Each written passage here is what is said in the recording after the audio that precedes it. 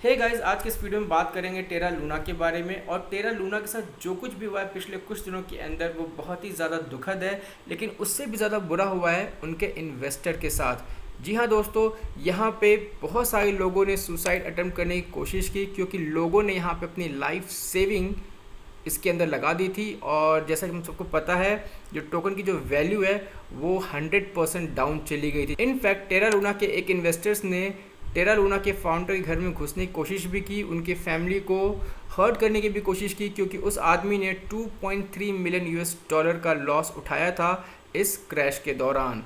लेकिन यहाँ पे मैं बात करूँगा कि टेरा लूना के अंदर अब क्या पॉसिबिलिटीज़ हैं, अब क्या हमें यहाँ पे एक नया टोकन देखने को मिलेगा, और अगर एक नया टोकन आता है तो इस टोकन का क्या होगा, और क्या ये सही समय है उनके अभी के टोकन में इन्वेस्ट करने के लिए। तो इन्हीं सभी सवालों के ऊपर हम बात करेंगे आज के इस वीडियो में। तो सबसे पहले बात करते हैं यहाँ पे इनके फाउंडर के ट्वीट के ऊपर, जहाँ पे उन्होंने एक थ्रेड शेयर किया। और सबसे पहला जो ट्वीट था उसमें ये बताया गया कि टेरा इज़ मोर देन यूएसटी।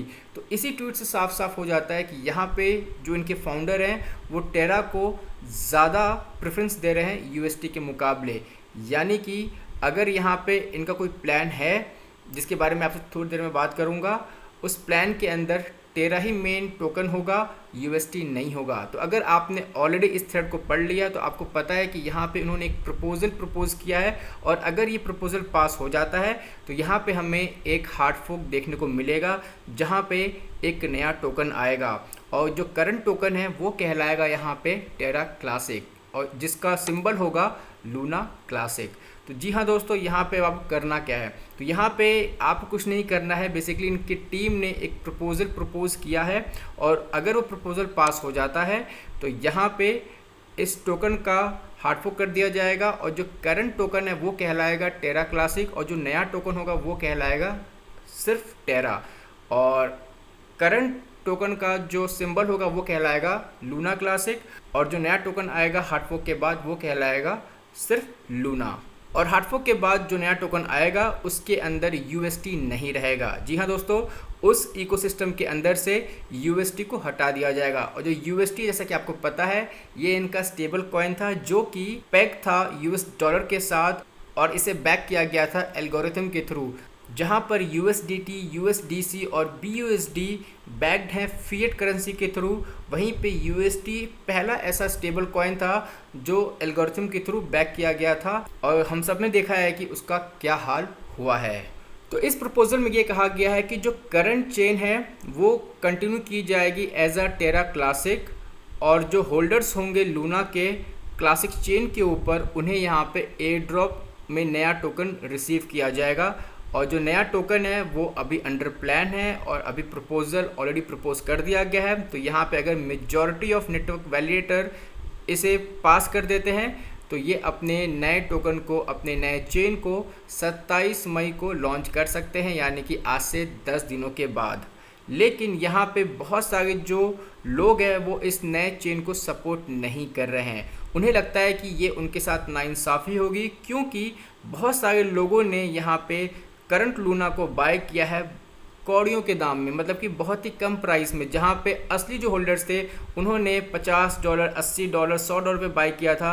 वहीं पे अभी जितने भी नए होल्डर्स आए हैं उन सभी ने यहाँ पे इसे $1 और इवन 10 सेंट से भी नीचे बाय किया है। तो अगर आप जाएंगे यहाँ पे तो आप देख सकते हैं इस प्रपोजल को अभी तक 90% लोगों ने नो किया है, सिर्फ 10% लोगों ने यस किया है।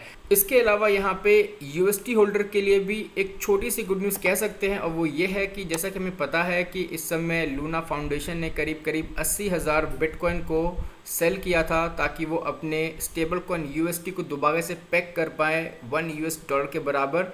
और हालांकि वो इस चीज़ में बुरी तरीके से फेल हो गए थे, उसके बावजूद यहाँ पे अगर आप देखेंगे इनके पास, इनके रिजर्व में इस समय सिर्फ 313 बीटीसी हैं, 39,914 बीएनबी हैं। अवलांचे, यूएसटी और लूना की बात करें तो यहाँ पे इतने अमाउंट में इनके रिजर्व में इस समय पड़े हुए हैं, जहाँ पे ये इन रिजर्व का इस्तेमाल करेंगे अपने रिमेनिंग यूज़र्स को जिन्होंने इस समय यूएसटी को होल्ड किया हुआ है, यानी कि जो रिटेल यूज़र हैं उन्हें कंपनसेट करने के लिए। और इसके बारे में बाइनेंस के सीईओ सीजी ने भी बात किया है, जहाँ पे वो भी चाहते हैं कि सबसे पहले यहाँ पे रिटेल यूज़र को कंपनसेट किया जाए और उसके बाद में किसी और चीज़ के बारे में सोचा जाए। तो अब यहाँ पे सवाल उठता है कि क्या हमें टेरा लूना के अंदर इस समय इन्वेस्ट करना चाहिए या नहीं करना चाहिए। तो जैसे कि दोस्तों मैंने कई बार अपने टेलीग्राम ग्रुप में बोला है कि ये एक प्योर गैम्बल है, और अगर आप रिस्क लेने में विश्वास रखते हैं और आपको लगता है कि 10-20 डॉलर की कोई वैल्यू नहीं है आपके लिए, तो आप यहाँ पे डाल सकते हैं। क्योंकि अगर इनका प्रपोजल पास हो जाता है तो यहाँ पे आपको 2 पैरेलल ब्लॉकचेन देखने को मिलेंगी। अभी वाला कहलाएगा लूना क्लासिक, जैसे मैंने आपको ऑलरेडी बता दिया है, और नया वाला कहलाएगा लूना कोर। और ये जो हार्डफोक होगा ये ठीक उसी तरीके से होगा जिस तरीके से इथेरियम का हार्डफोक हुआ था जब उनका डाउ हैक हुआ था 2016 के अंदर। तो यहाँ पे बहुत सारे लोग जो क्रिप्टो के अंदर आए हैं वो 2017 के बाद आए हैं और 2020 के बाद आए हैं, लेकिन जिन लोगों ने यहाँ पे इसके अंदर 2016-2015 में एंट्री की थी उन सभी को पता है कि इथेरियम के अंदर भी एक बार हैक हुआ था, जिसकी वजह से वहाँ पे उनका हार्डफोक किया गया और उसके बाद एक नई करेंसी निकल के आई जिसका नाम है इथेरियम क्लासिक। तो ठीक इसी तरीके से यहाँ पे लूना का भी हार्डफोक किया जा सकता है अगर ये प्रपोजल पास हो जाता है। तो मान लेते हैं कि यहाँ पे प्रपोजल पास हो जाता है, उसके बाद क्या होगा। तो उसके बाद यहाँ पे 25% कम्युनिटी पूल के लिए रखा जाएगा जिसे कंट्रोल किया जाएगा स्टेक गवर्नेंस के थ्रू। 1% जाएगा डेवलपर्स इमरजेंसी एलोकेशन के अंदर जिसका कोई लॉकअप नहीं होगा। 4% जाएगा अगेन एसेंशियल डेवलपर्स के पास, लेकिन वहाँ पे आपको 1 ईयर का क्लिफ रहेगा और 4 ईयर का वेस्टिंग रहेगा। और उसके बाद 35% को डिस्ट्रीब्यूट किया जाएगा उन सभी लोगों को जिन लोगों को यहाँ पे लॉस हुआ है। तो यहाँ पे उन्होंने कैटेगरी बनाई है, तो जिनके वॉलेट में इस समय 1 मिलियन से कम लूना है उन्हें 1 साल का क्लिफ मिलेगा और 2 साल का वेस्टिंग पीरियड रहेगा। वहीं अगर आपके वॉलेट में 1 मिलियन से ज़्यादा लूना है तो यहाँ पे क्लिफ रहेगा 1 साल के लिए और वेस्टिंग पीरियड रहेगा 4 साल के लिए। उसके अलावा 10% रहेगा लूना होल्डर्स के लिए जिन्होंने यहाँ पे इनके स्टेकिंग डेरिवेटिव्स में पार्टिसिपेट किया था। 10% आपको अनलॉक कर दिया जाएगा जेनेसिस के टाइम पे और 90% वेस्टेड रहेगा अगेन 2 सालों के लिए।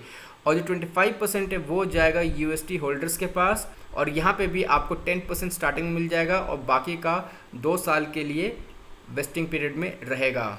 और इस रिवाइवल प्लान के अंदर ऐसा कोई भी प्रोविज़न नहीं है जहाँ पे किसी ट्रेडर ने क्रैश के टाइम पे अपने लूना को सोल्ड कर दिया हो। यानी कि अगर आपने सेल कर दिया है पैनिक होके या फिर आपने इसे होल्ड ही नहीं किया है तो यहाँ पे आपको कुछ नहीं मिलेगा। यहाँ पे सिर्फ उन्हीं को मिलेगा जिन्होंने अभी तक होल्ड किया हुआ है, चाहे वो लूना हो चाहे वो यूएसटी टोकन हो।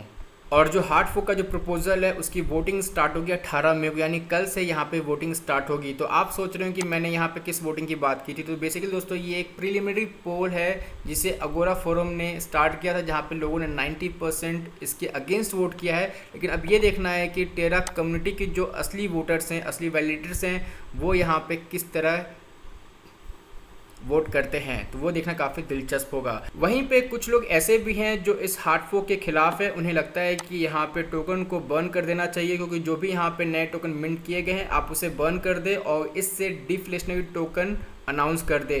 और अगर आप ऐसा करते हैं तो यहाँ पे जो कम्युनिटी है वो ज़्यादा खुश रहेगी। तो दोस्तों अब आप मुझे कमेंट करके बताएं आपको क्या लगता है कि यहाँ पे टेरा लूना को सिर्फ बर्न करना चाहिए या फिर आप यहाँ पे इनके हार्डफोक को सपोर्ट करते हैं। आप अपनी राय कमेंट में ज़रूर दें। तो दोस्तों आज के इस वीडियो में बस इतना ही। उम्मीद करता हूँ मैंने यहाँ पे आपको टेरा लूना के आने वाले अपडेट्स के बारे में जानकारी दे दी होगी। फिर भी मुझसे कुछ छूट गया है तो आप मुझे कमेंट में बता सकते हैं। दोस्तों मिलते हैं बहुत जल्द एक नए वीडियो के साथ, तब तक के लिए शुक्रिया, थैंक यू।